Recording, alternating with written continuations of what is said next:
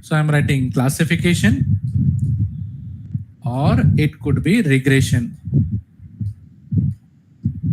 What do you mean by that?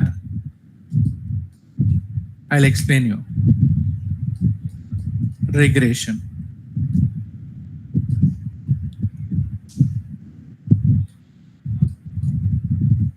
Okay, regression.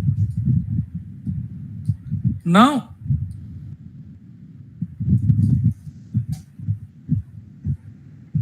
have any one of you, if you are using smartwatches that could monitor your walking habits, are you using this kind of smartwatches?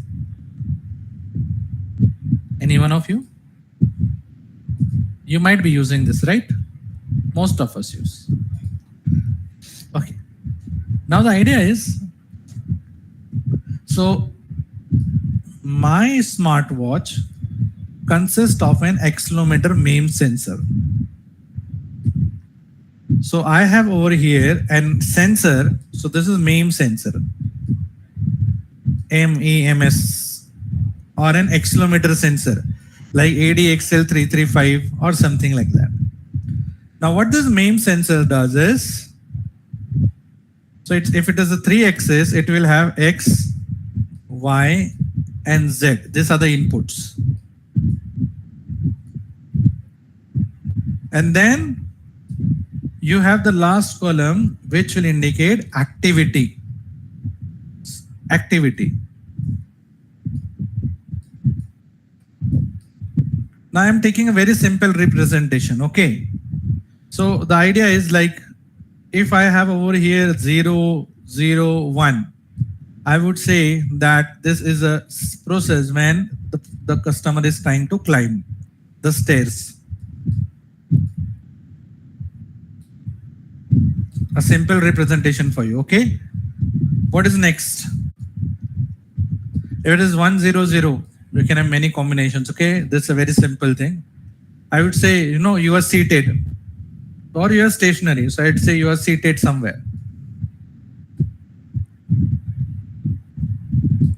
Can you observe today your smartwatches can also monitor, whether you're sleeping or not and how many hours of sleeps you have had, right? So if I take 111, I would say you are sleeping.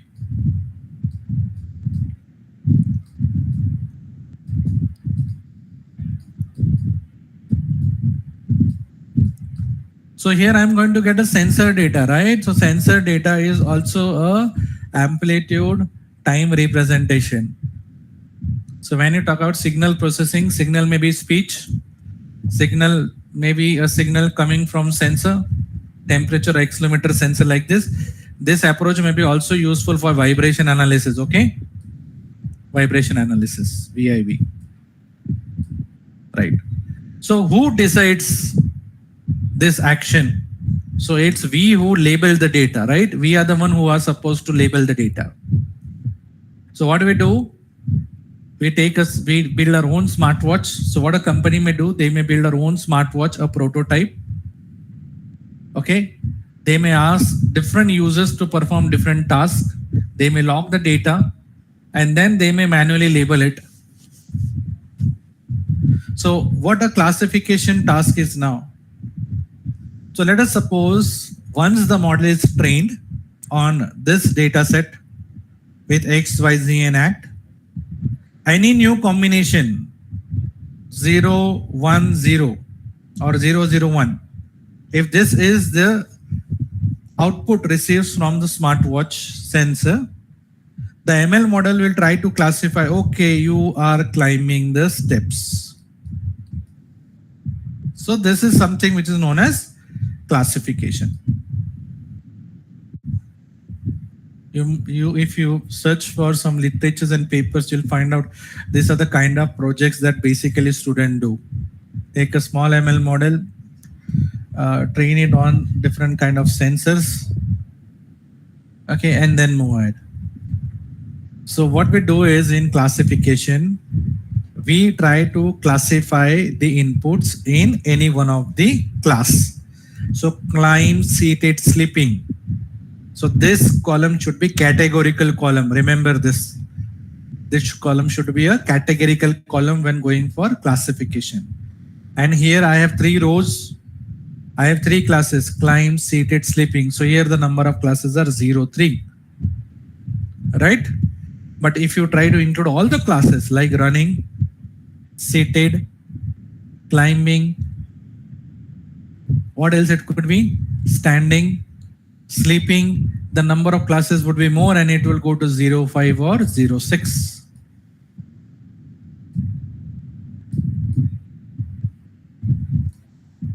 You can do one thing. All of you are having mobile phone with you right now in your hand, right? Can you search for Google Timeline in your mobile phone? Google Timeline. And can you see that Google Timeline keeps a record of every activity that you have done? When I started my journey, at what time I have reached. It will show me all the activity if your GPS is turned on. So probably it's trying to pick up the sensor, and according to what pattern the sensor data gives you, it's trying to identify that you are riding a bike, you are seated, you are stationary, you are walking, and so on. So this is a task of classification. Now this is really important for us. So please let me know, like, are there any question? Are there any challenges over here?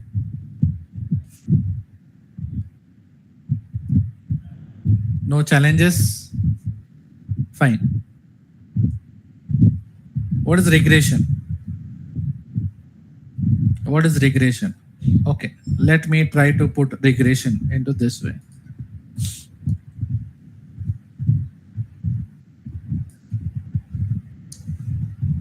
Here,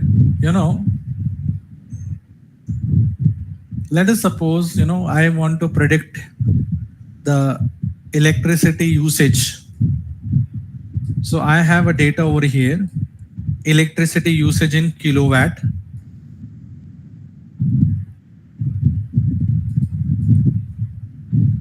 With respect to electricity usage in kilowatt with respect to years,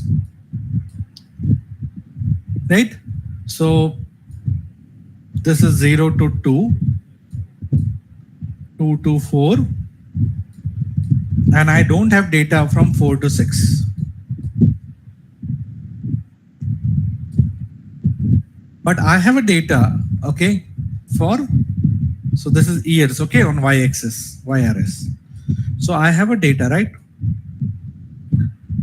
And yesterday I've told you that, you can have a scale over here and you can fit your data accordingly using XLIM and YLIM. Anyways, you will find out that we have a pattern over here, right? What is the pattern?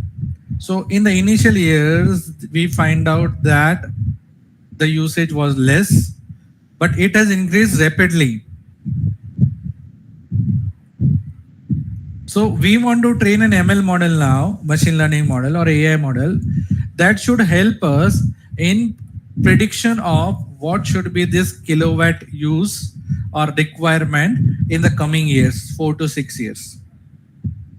Okay. So what we do is we take this historical data, with us, we train the ML model, and the ML model then will try to predict. So these dots over here are nothing but prediction.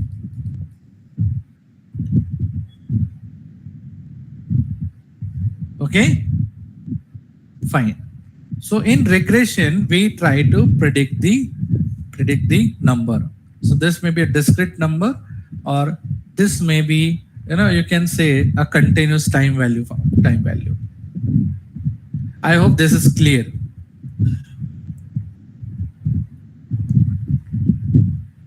So this is all about supervised machine learning, right?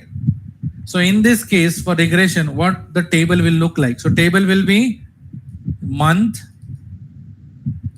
year, this will be kilowatt use, right? There may be other parameter also, okay, like city, cost. So this is how the table will look like. And in regression 1, What is our label data? So what is X and Y? So here, this particular part is input and this is my label data. I'm writing it as L. I hope this is clear, right? Okay. Let us go to the next slide. Okay, I'll keep this. Let's go to the next slide. And let us talk about unsupervised learning. So what will happen in unsupervised learning? So this is unsupervised learning. Now in unsupervised learning, if I try to look at the table, so what is table? You know, I do not have a Y column over here. I have only a table of inputs. So the Y column over here is missing. I do not have this Y column. There are no labels. So the ML model will try to accept the inputs, which are X. We'll try to understand the patterns in the data set and we'll try to group them. So this goes for grouping or it goes for clustering. So let us try to put it into this way. If you get a basket of fruits, wherein you have fruits, apple is red, mango is yellow, and other sort of things, right? What you will do is you will try to group them, but how you will group them, on what basis you will group them? So you'll find out, okay, the fruits have distinct features, shape, but apple itself can be small or big. Mangoes can be of different shapes, right? So the basic feature or basic pattern that you'll understand is color. And what you'll try to do is, so if I take color, what you'll try to do is you will try to put apples, which are red in color. Okay. What you'll try to do is you will try to put mangoes, which are in yellow color. Right? Is this true? This is partially true. What if you've added beet over here? Beetroot. So you'll find out that the beetroot itself will also try to go in this red color cluster. So you will have a graph something like this.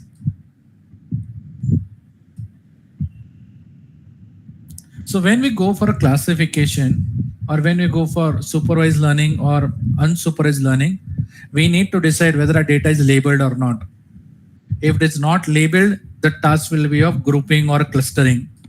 But if it is labeled, it could be either classification, regression. Okay, so to put it down, if your data is labeled, you go for classification. I'm writing C over here.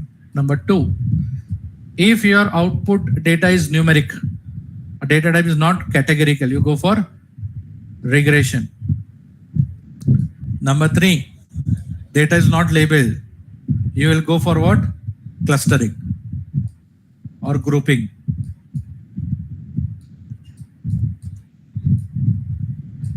Wonderful.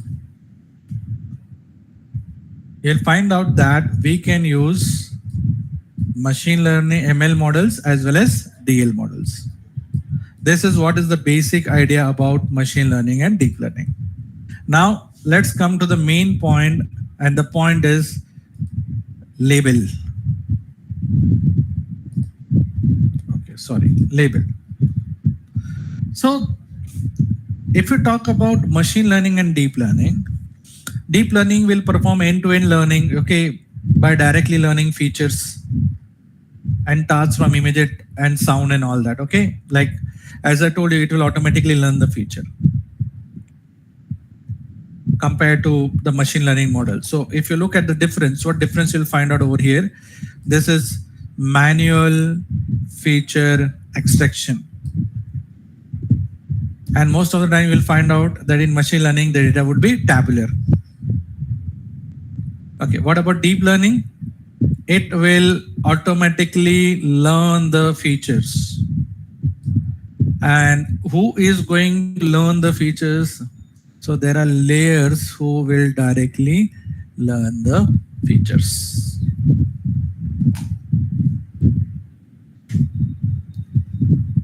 Right? Okay, fine. Now, so if you go to beyond a traditional machine learning model, you will find out, let's go to this and you may decide, okay, which is the right approach for us to move ahead. We are going to look at the challenges and then we'll slowly move, right? So see, you have a MATLAB documentation over here, and I'll request you that you go through this MATLAB documentation and you try and understand what it talks about.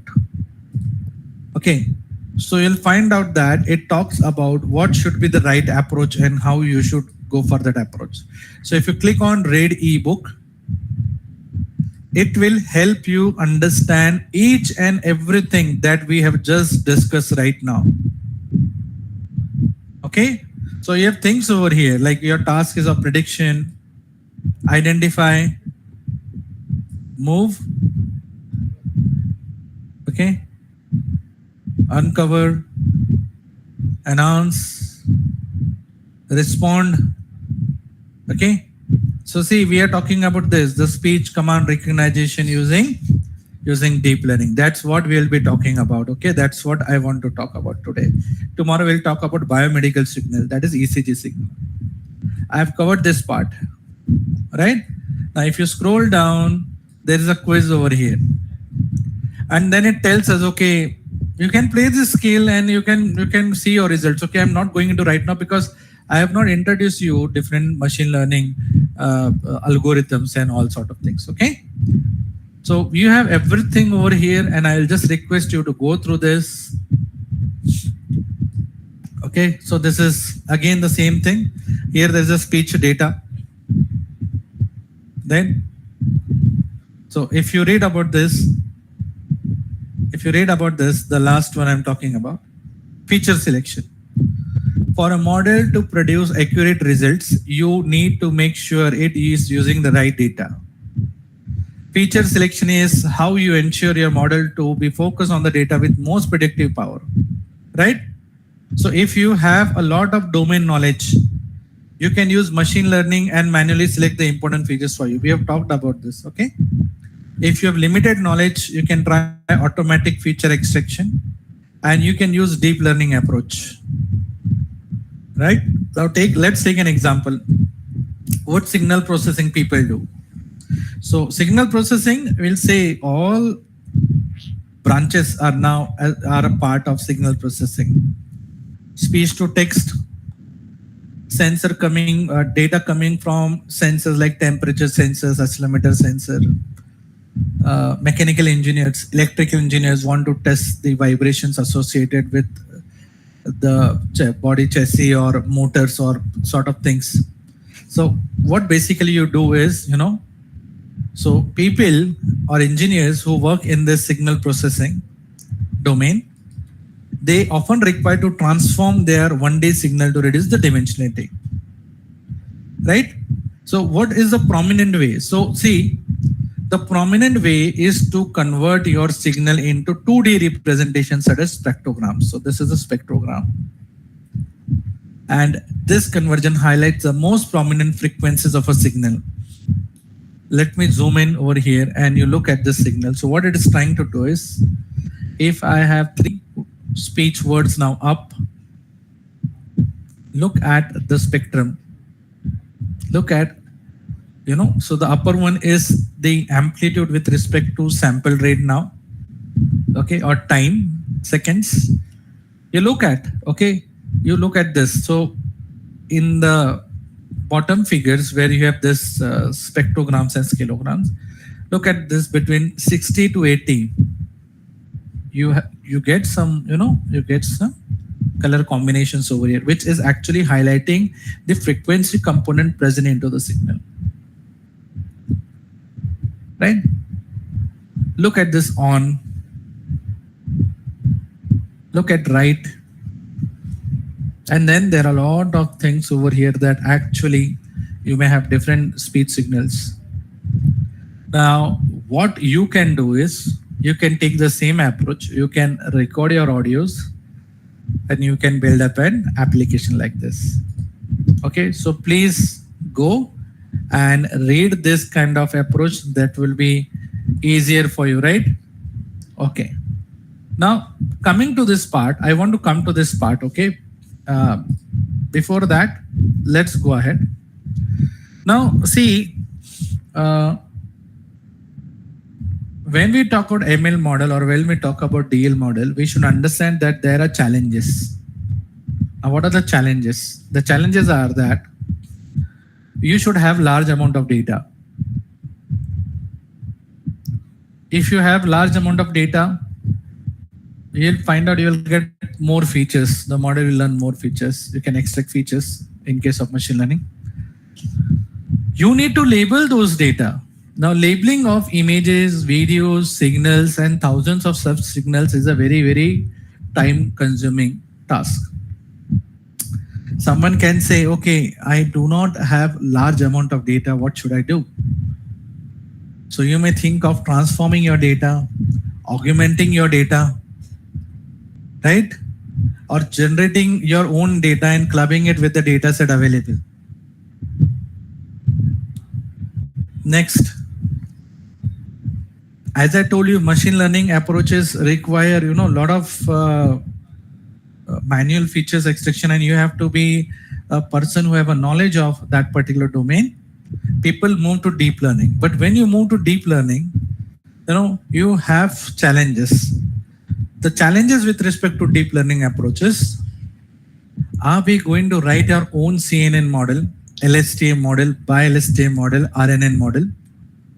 Don't worry, we'll discuss about this. Or we are going to start with the pre-trained model. Or we are going to start with the pre-trained model. Students in their project work and researchers often try to start with the pre-trained model. Now, what is pre-trained model? We will discuss about them. But when you use pre-trained model, you also need to take care about the hyperparameters. So what are hyperparameters? Hyperparameters are the parameters used by the model during the training process. Okay. If we are able to choose the correct hyperparameters, okay, this will really help us in reducing the computations. Next, when you talk about deep learning model, the deep learning model may take hours or days or week to train, depending upon the data set and the infrastructure availability. We will discuss about this, later when we move ahead. Next.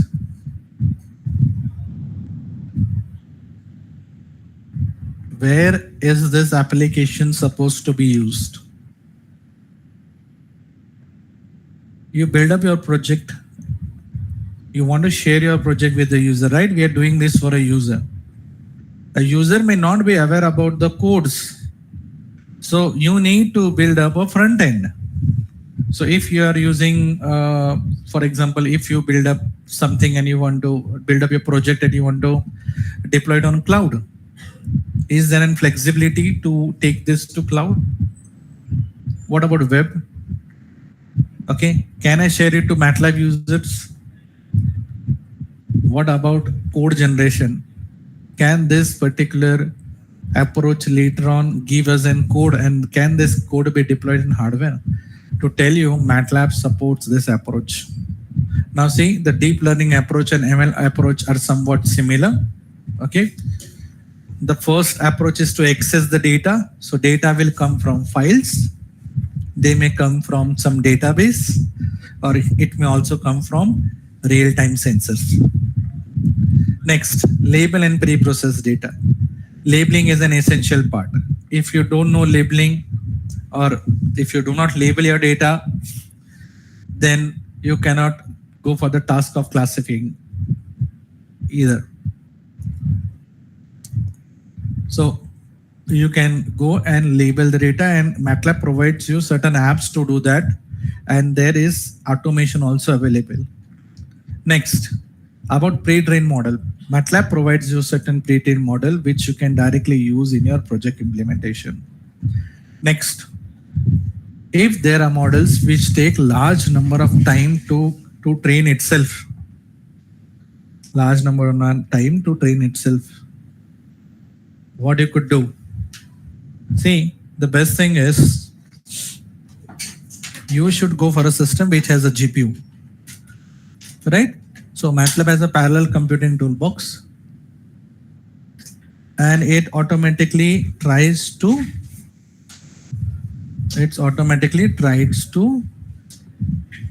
use that GPU so that it will take less amount of time to train. I already talked about hyperparameter tuning.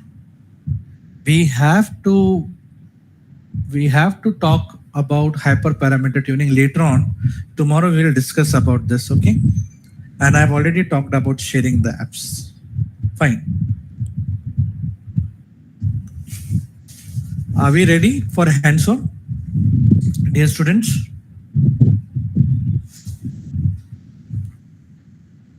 Okay, let's start with the first example. We'll come to labeling later on. Okay, we'll come to labeling later on. But yes, labeling is a very time-consuming, tedious, and a repetitive task. That is the reason, we have been provided with different labelers to speed up our labeling. Let's go to our Signal Labeler app. And before I do that, let's try to do our first exercise. Control C. I am sharing you this into chat box. Let's begin with the hands-on. You already know that how you need to get started. So you should be at MATLAB Online. MATLAB Online. Launch the MATLAB Online.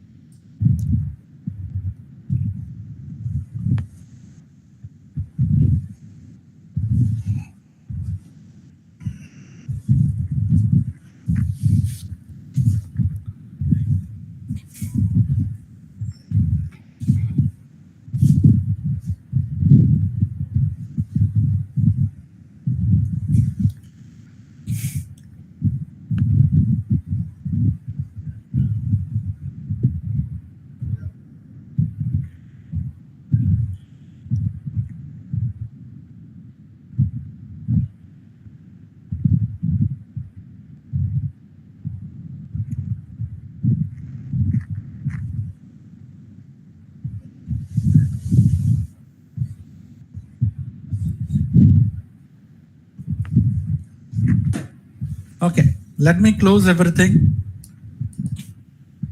So I've already shared the link with you, right? Now you are supposed to go to this, click on copy command. If you're using MATLAB Online, you can click on MATLAB Online. That is open in MATLAB Online over here. Since I've already logged in. But I'll tell you, like, what I like to do is I like to go to copy command.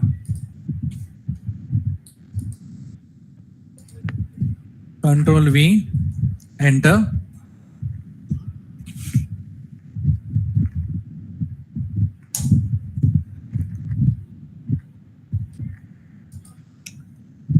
And it will try to open an example for me. So this is my example.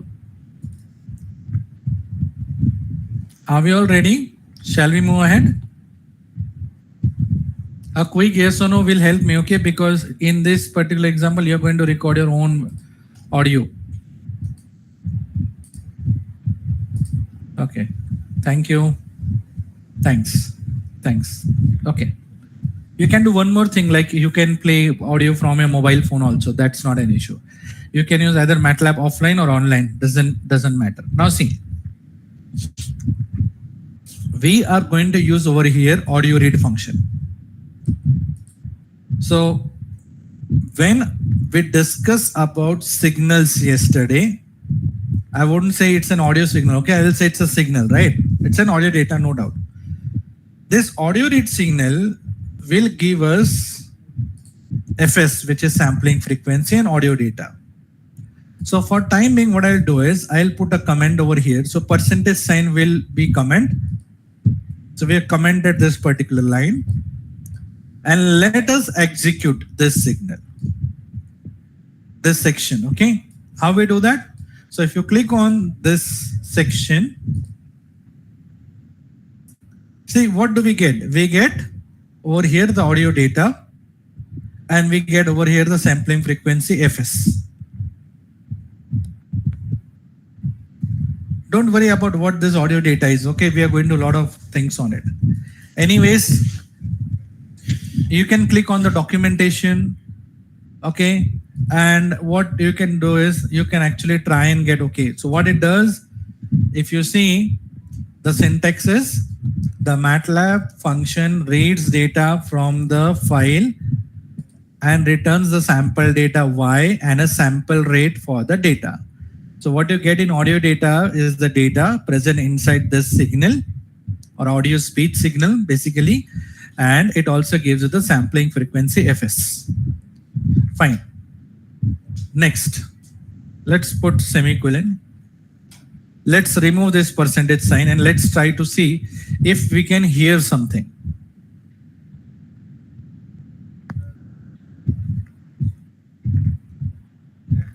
Were you able to hear this audio?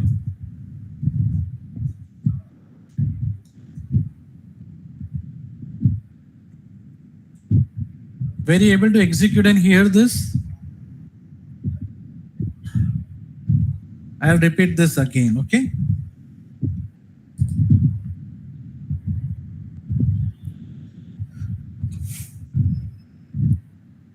Fine.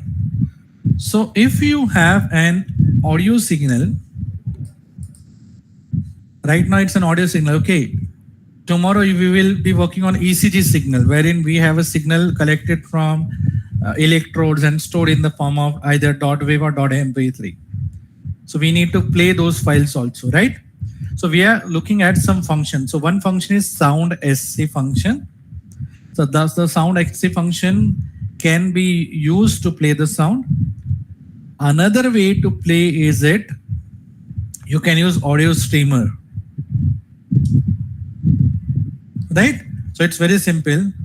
The audio streamer use player and FS. So this is the sampling frequency. Let's play this.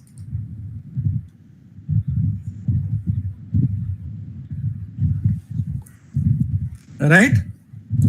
Another way, if you want to read the file frame by frame, okay? If you want to read the file frame by frame, useful for streaming workflow, you should use an object, okay? That is dsp.audio file reader. You pass the file name, right? You create an object named file reader. You read the sample rate. And now see what we are doing is we are trying to play this particular file, okay, frame by frame.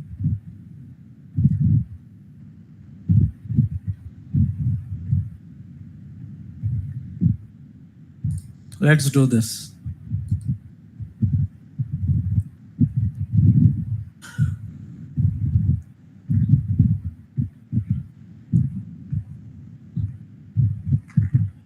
Right? Now, let's do one thing. Before I release this, do you have any other audio signals with you? I'll just tell you what you can do is. Any other audio signal? So if you have any particular signal over here, you can go and you can play the same signal over here. Okay, fine. See, what I want is, I want you, after this, once you have done this, see, I have audio data and I have over here sampling frequency, right? Audio data and sampling frequency. Let's go to app and let's type signal.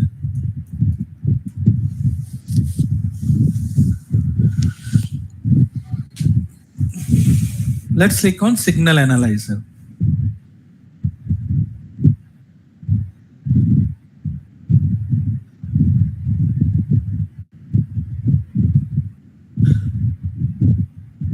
Can you see I have this audio data over here? I can just drag and drop.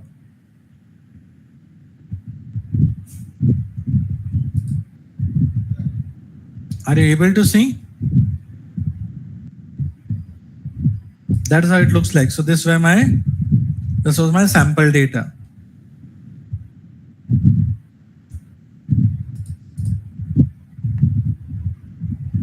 I hope you are able to see this, right? You can go to display, time, measurement. We'll come to this later on. Okay, I've shown you a lot of stuff yesterday. Let's close this. Let's go to one more app. Okay, I have over here, let us suppose Signal Labeler app. So I have this Labeler app.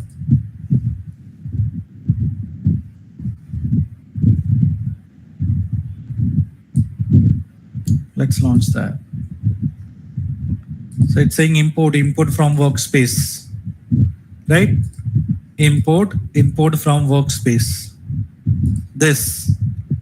So if you're working in samples, yes, we are working in samples. Else, if you're working in time, okay, you need to define the sample rate. So my sample rate is in FS. You can say import and close. And if I click on this plot, you can see I'm able to plot this.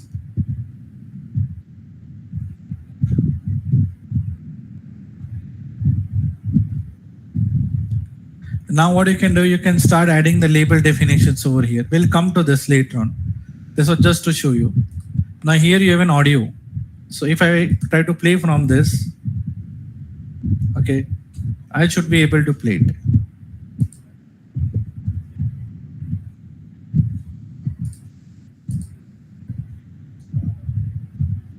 Right? Okay, fine. If you want spectrogram, just click on spectrogram. It will give you a spectrogram of this. If you want spectrum, click on spectrum. It will give you a spectrum for this. And later on, if you feel like, I want to export it. So there are types when you go for spectrogram, like, okay, frequency scale, linear or log. Go to spectrogram, it's log. You can decide, okay, what do you want to do?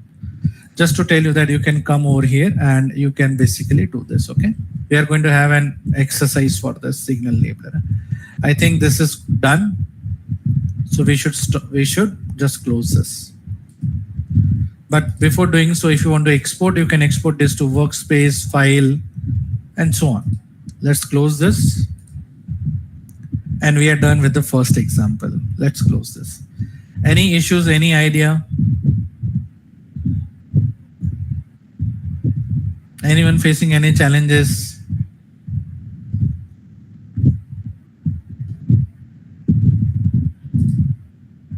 Okay, let me close this.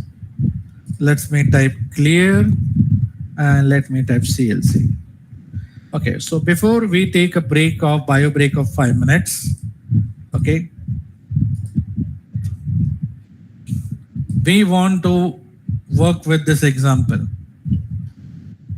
Okay, I won't be taking the complete example. Okay, but we will try to take an example. Okay, so we can go with this example. I'll just show you, how you can load the signals and can follow those tutorials, can add a few labels over here, right? We'll do that. Okay, so by the time,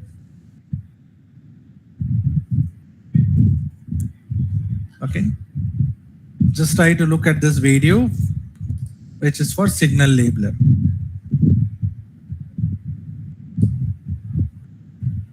So we launch the Signal Labeler app.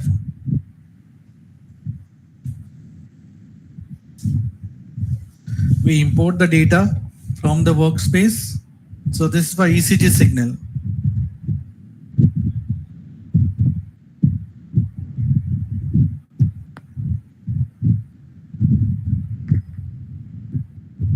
So we have discussed that, it have different regions, P, QRS, and T. So you add the labels. We'll do this tomorrow, okay? When we work with ECG signals.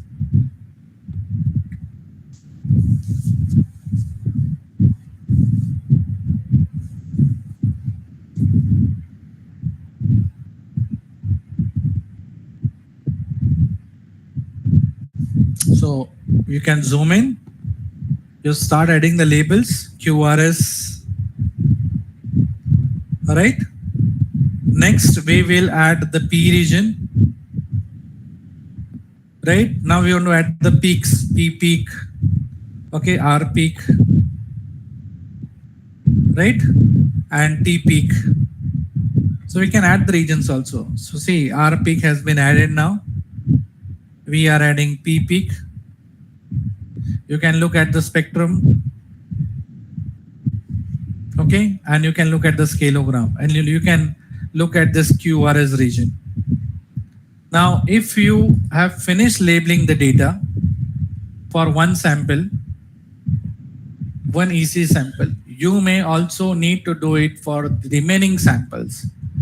In that case, you see over here, we have unlabeled data. So now it's time for us to load the unlabeled data, import it, and once you import it, okay, you can add a custom function. You can add your own custom function. And after doing this, you should be able to label all the data, right? And once your data is labeled, you should export that data. And now we can say that we are ready to move ahead with the deep network designer part, wherein we want to train our deep learning model for further classification. Okay. So you can see all the ECC signals have been labeled over here. Just export it to the workspace. Fine. Right? Okay. Fine. So let's take a break of 5 minutes. I will be back. Okay. You can try a few things at your end.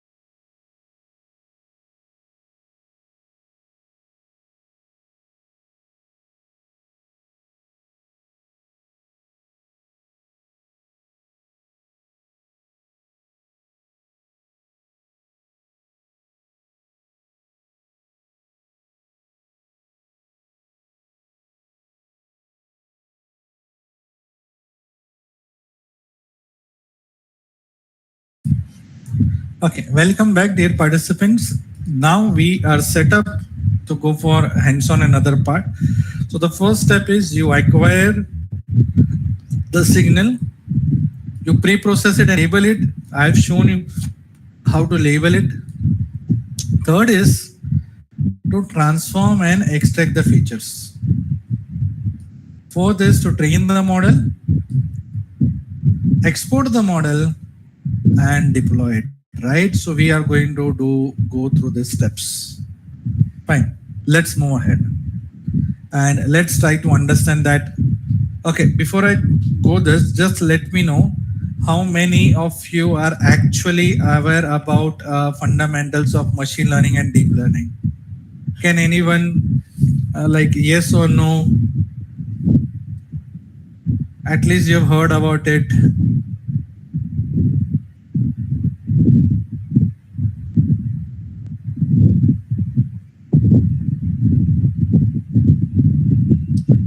Have you heard about machine learning and deep learning?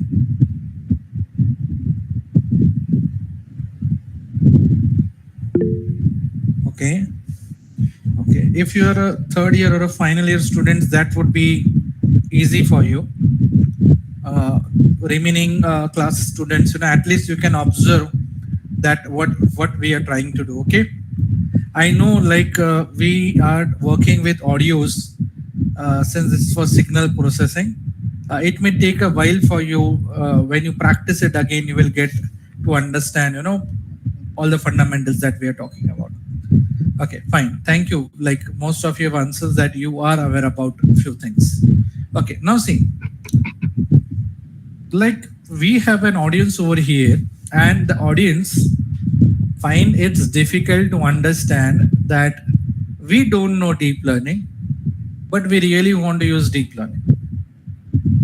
So without getting, into writing codes, is there a way where we can develop deep learning model? Yes. So you have MATLAB Deep Network Designer app, and the Deep Network Designer app gives you two approaches to build the model.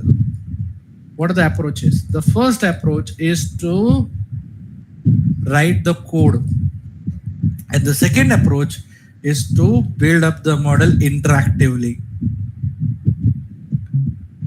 Now, this may seem easy task for us right now, because if you talk about number of layers that I have, so the first layer that I have is, I'll say one image input layer. You can observe the layers in the program level section also. Convolutional layer. So this is my convolutional layer. Batch normalization layer. ReLU layer. Fully connected layer.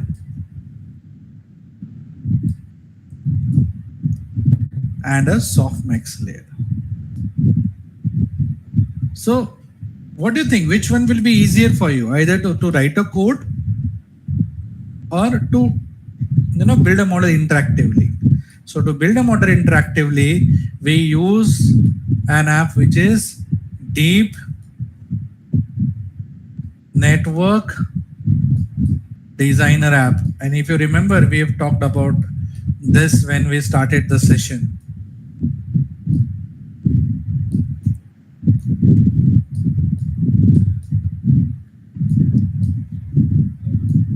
Right? Okay.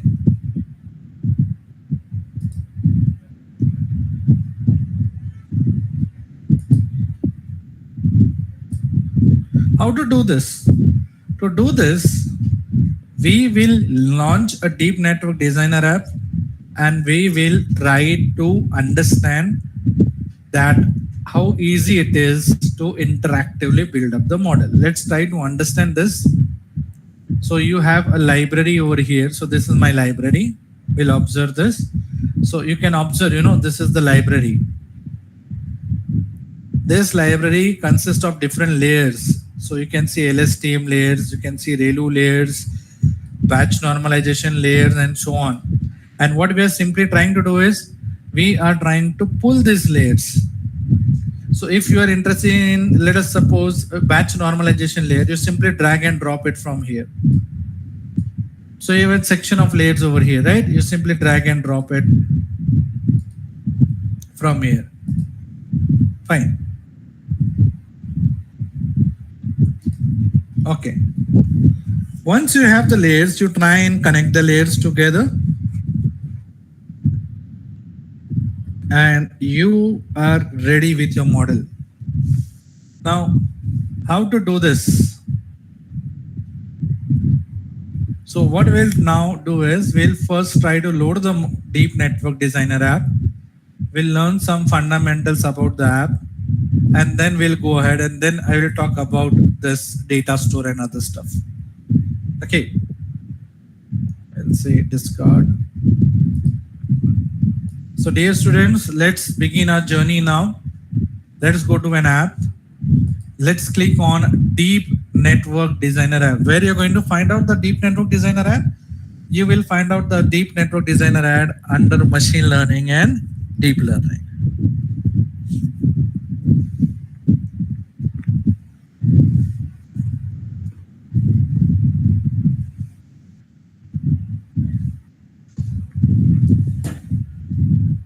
I hope you are able to locate this Deep Network Designer app.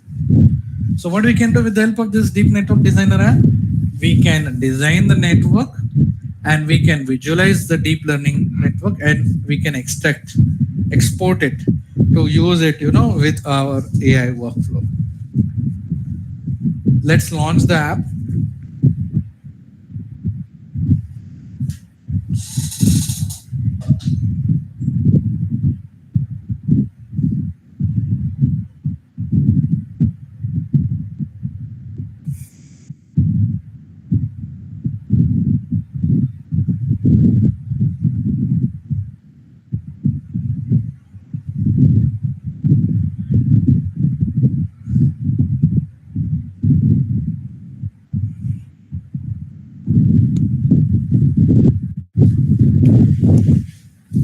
So see, when you launch the app, you get different options. Now this is really important for us because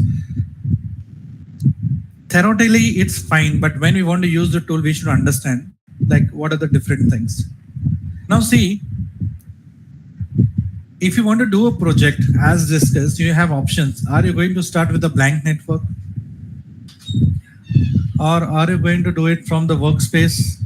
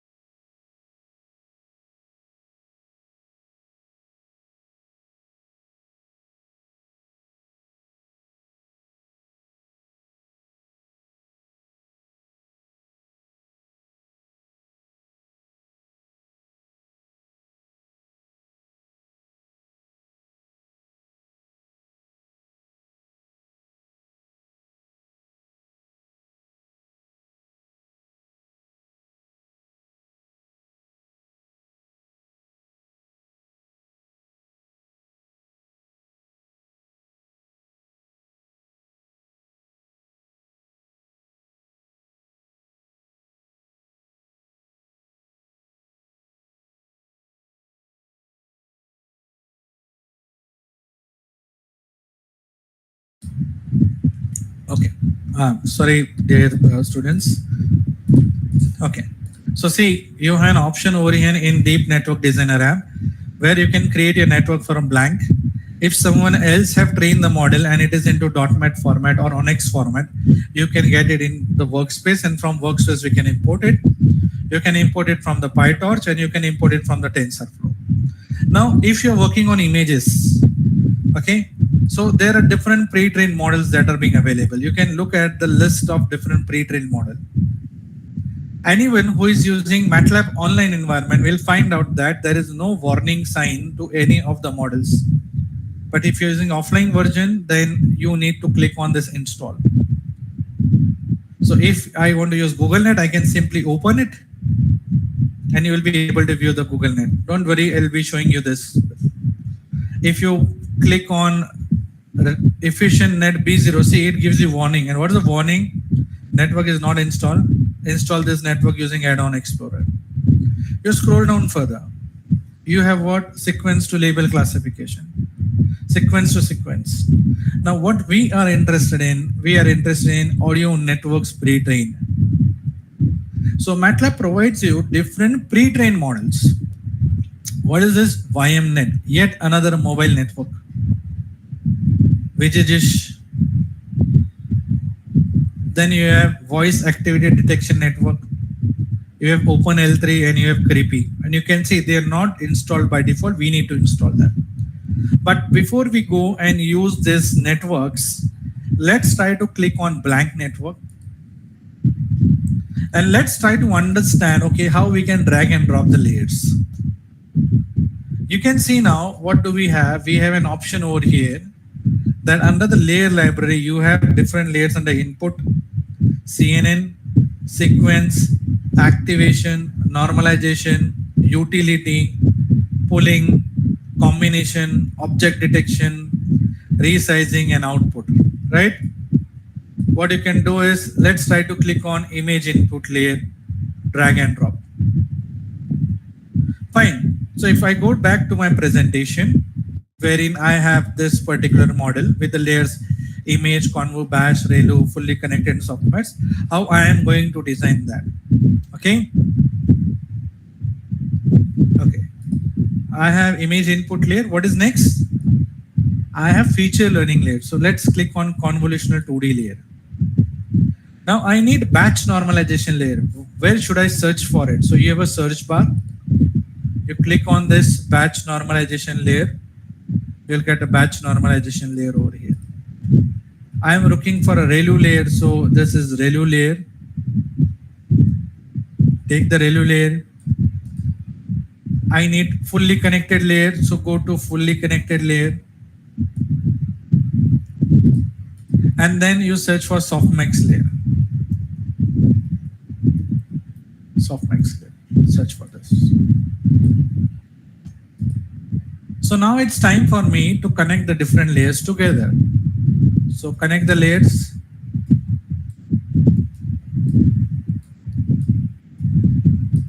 Click on auto arrange.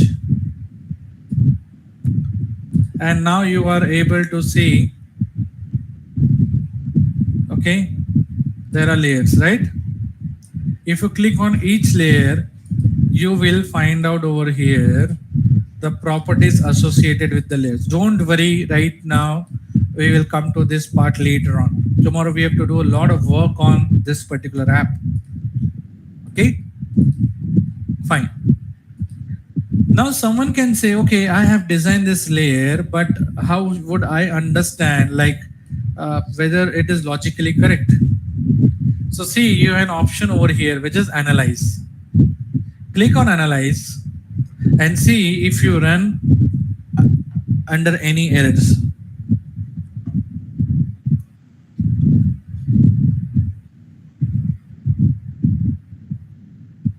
So it's analyzing a network. Wonderful. I do not see any errors over here. I could see there are 6 layers. Name of the layer. On the left hand side, I have a line diagram. Right? You can can click on fit to view. Okay, so I have all this option. Now, what you can do is you can click on export, and then you have different options. What options do you have? Export, generate the network code without parameters, and export to Simulink. Let me show you the second option first. So if I click on the second option, that is generate the code for, okay, I'll say okay. Generate the code for inference with the parameters. You should be able to see that I have got a ready to use script, right?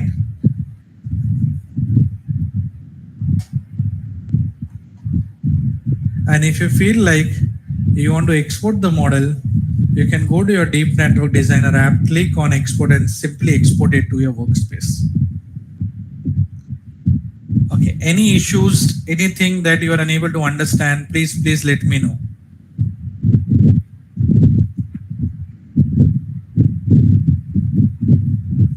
Okay, fine.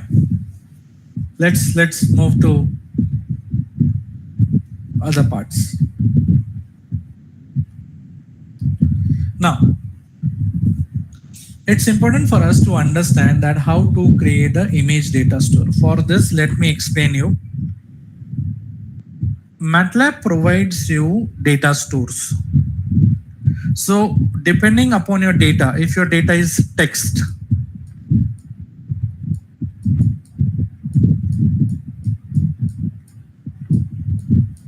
your data may be audio.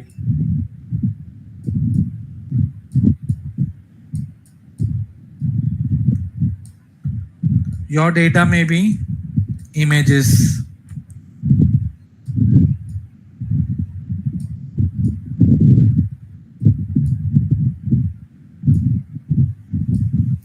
Now, depending upon the type of data that you are working with, what MATLAB does is MATLAB tool provides you the concept of data store.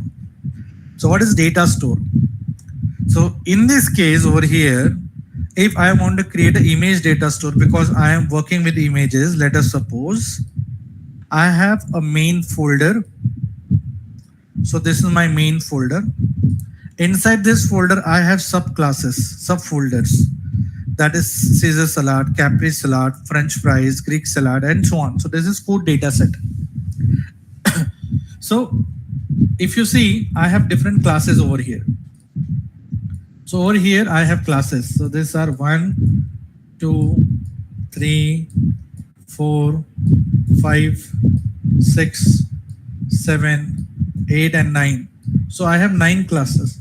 And the histogram graph over here indicates the number of files in each subfolder.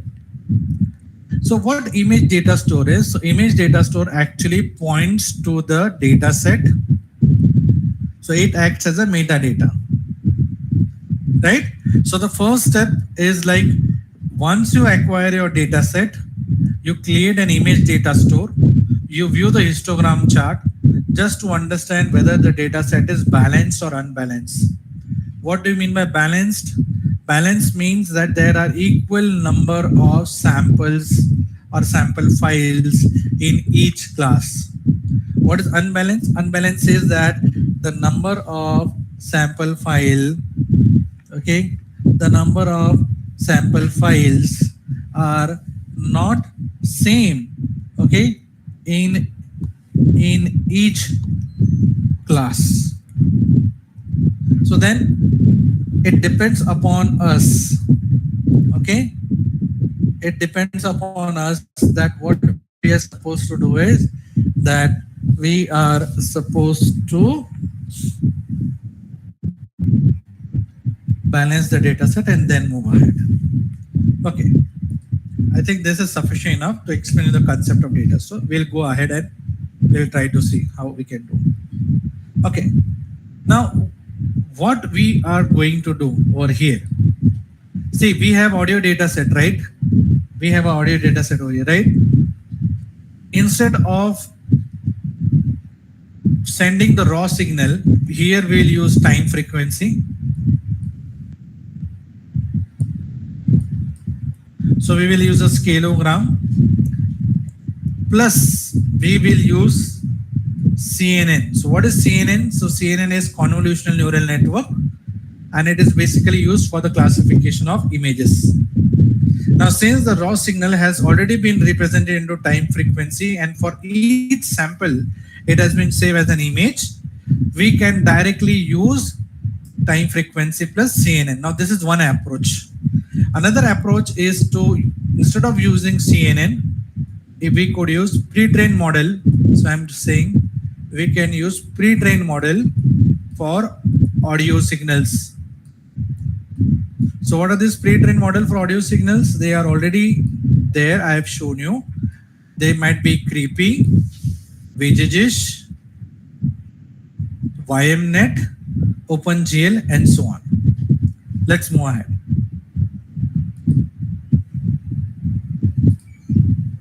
Let's move ahead. Okay, fine. Let's come to our point for data preparation. So slowly what we are trying to do is we are trying to understand, okay, how to represent our data. We discussed that, when we go for data preparation and we want to use over here ML approach, we need to manually extract the data. But then we cannot use the raw data because there might be inherent issues with the data. There might be trends.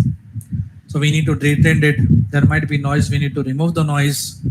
Also, that is one part. Another part is we are not expert from signal processing domain. So what should be the right approach to extract the features that will help me in getting the better accuracy, right? So the task is very important. So after this session, today's session, if someone asks you, okay, what have you learned from today's session? So we learned from today's session that if we want to use AI approach for signals, whether it is audio signal or if they are the signals from sensor, or if they are biomedical signals, we need to understand how to extract features from the signal.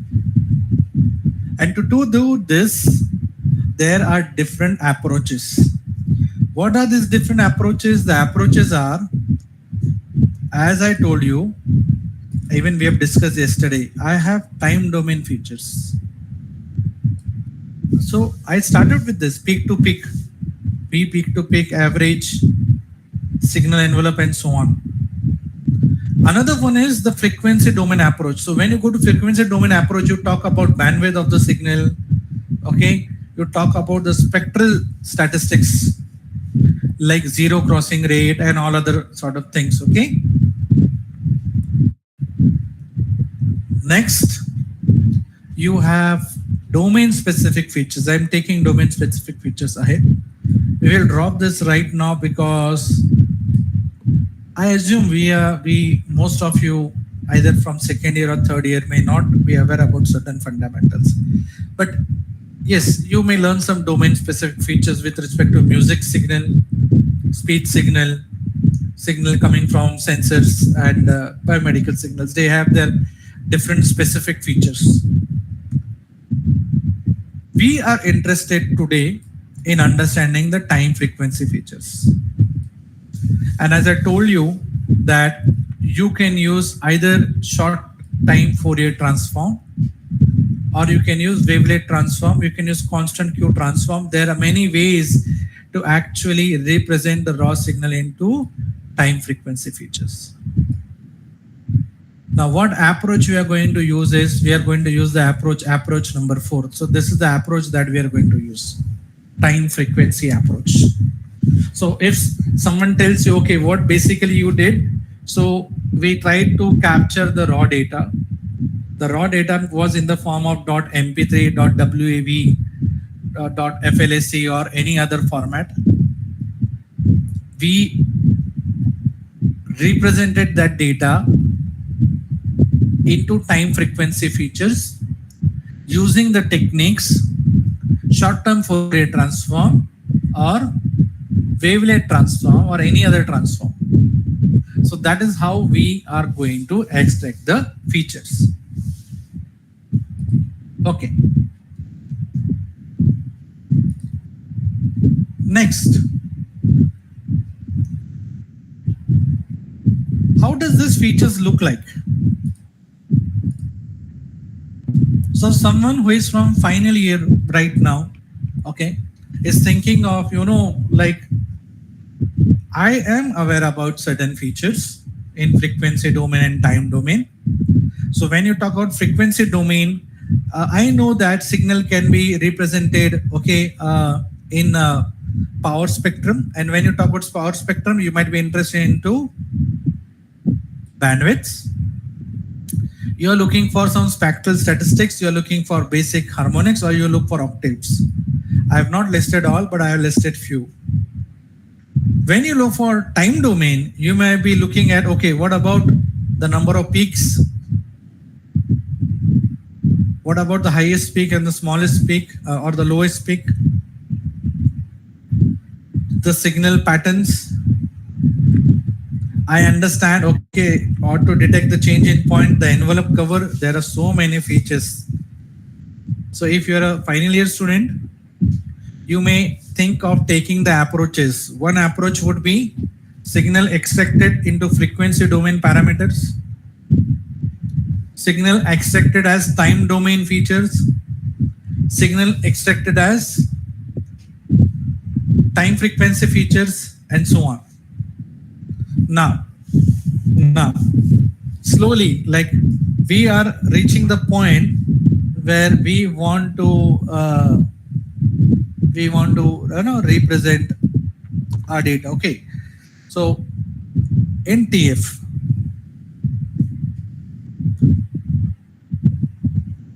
so we take the signal. If we take short time Fourier transform, what we try to do, we try to represent this signal in the form of a time frequency feature. Now someone may say, like, okay, we understood that the raw signal should be represented into time frequency, and you mentioned that there are scalograms, there are spectrograms, there is a technique constant Q transform. Which one we should use? So the basic approach that you should start with is a spectrogram. Spectrogram is the most easiest to understand and implement. What is next? We will take an audio signal after lunch and we'll try to compare different spectrograms. So you have MEL spectrogram, you have bar spectrogram. There are a lot of such spectrograms. Now, if you are using a speech signal or an audio signal, you will basically try to use MEL spectrogram. And I am writing something over here. People often write this MFCC.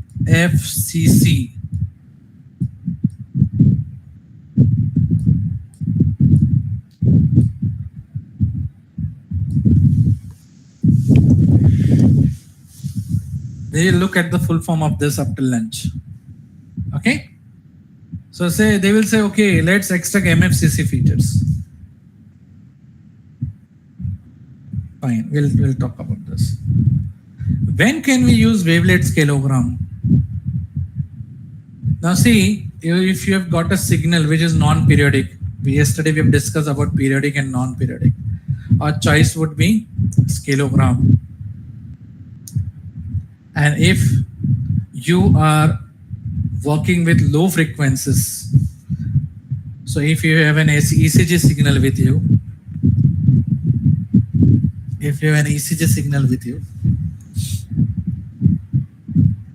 or a signal, or a signal with produced from sensors,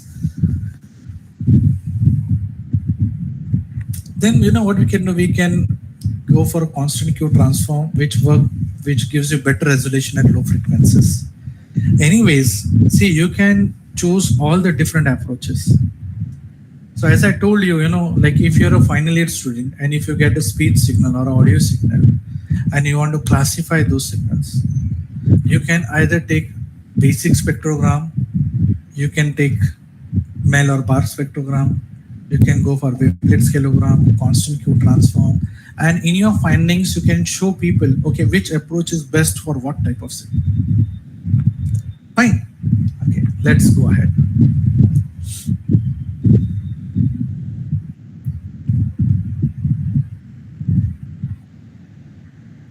So to combine, so to conclude this first session, we go for feature extraction, and if you go for time frequency feature transforms or something like that, we can go with MFCC. Now, what is full form MFCC?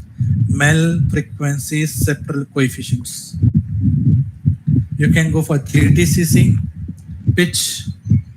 You have 11 spectral descriptors. You can use wavelet scattering. Okay, so it's telling you that there are different techniques for feature extraction, right? Fine.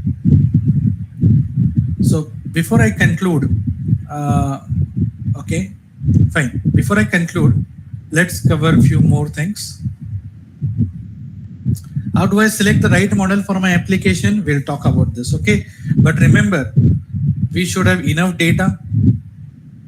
You should decide that we are domain expertise, we have a domain expertise or not. And whatever model we are going to implement, can we interpret that model? Anyways, let's talk about some features. So we'll end at this part because I will be starting with this. You remember that when we started with our first example, we have taken an audio signal. We will export the audio signal into live task, and then we will try to extract certain features. Now, I have told you that whenever you talk with signals, you need the audio samples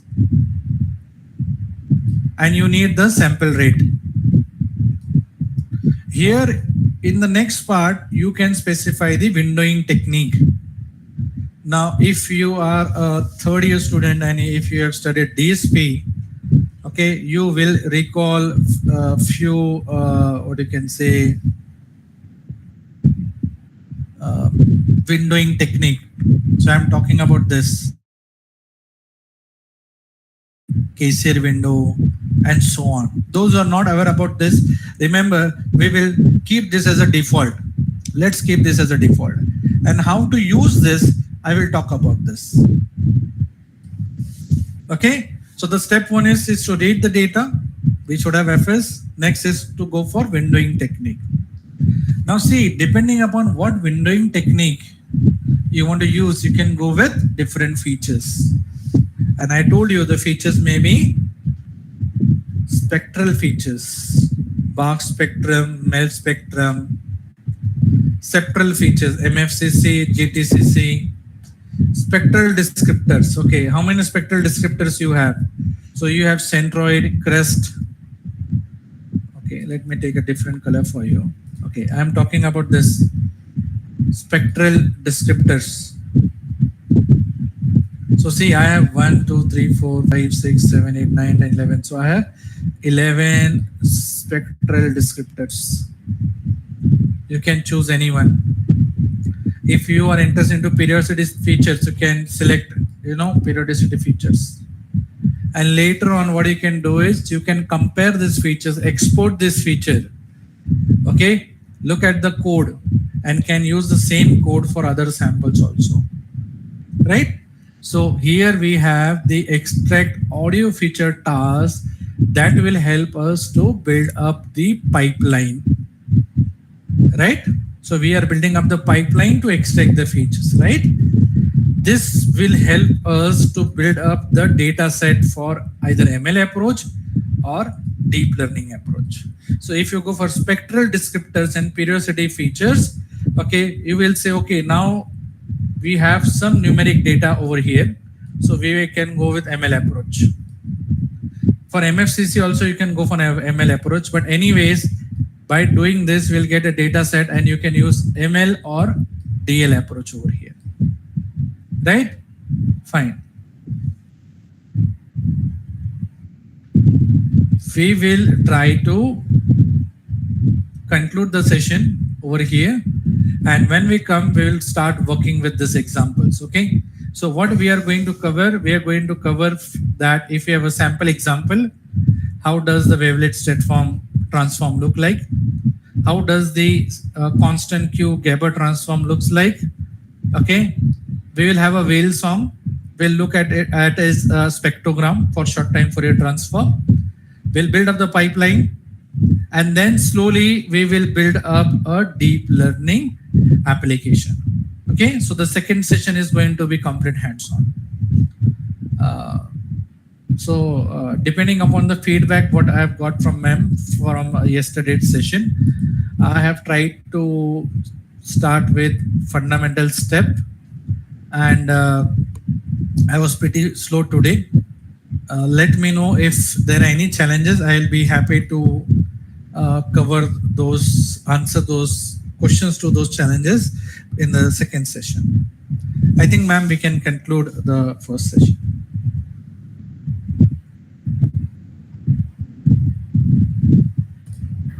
Yes, sir. Thank you so much. It was a very insightful session. AI for signal processing, many project ideas also we have seen. I think yes, students must have, experienced some good knowledge and hands-on. And please try for different kinds of projects, different ideas. And we'll carry on with the next session at 2 o'clock, right, sir? Yes, ma'am. Okay, sir. Sir, any prerequisite at 2 o'clock? They have any link or they have any work to do? What I'm doing is, ma'am, I am sharing the slides to you. Okay. Okay, you can share with the students, but we need to take care that it doesn't go into any public domain. Okay, so but then can I share in the WhatsApp group? You can share it in your Google Classroom, ma'am, but say that the basic idea is, say it's for you. If it goes outside your institutes, like, because like okay.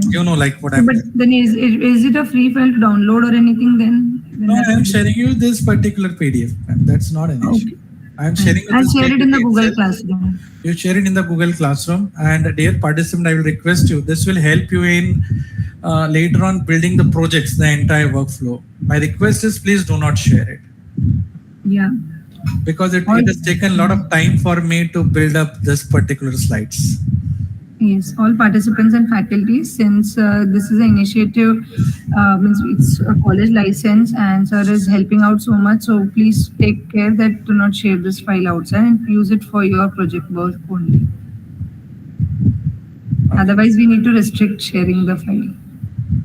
Yeah, so if there is a view only mode, ma'am, it would be fine. Like, yeah, I don't know.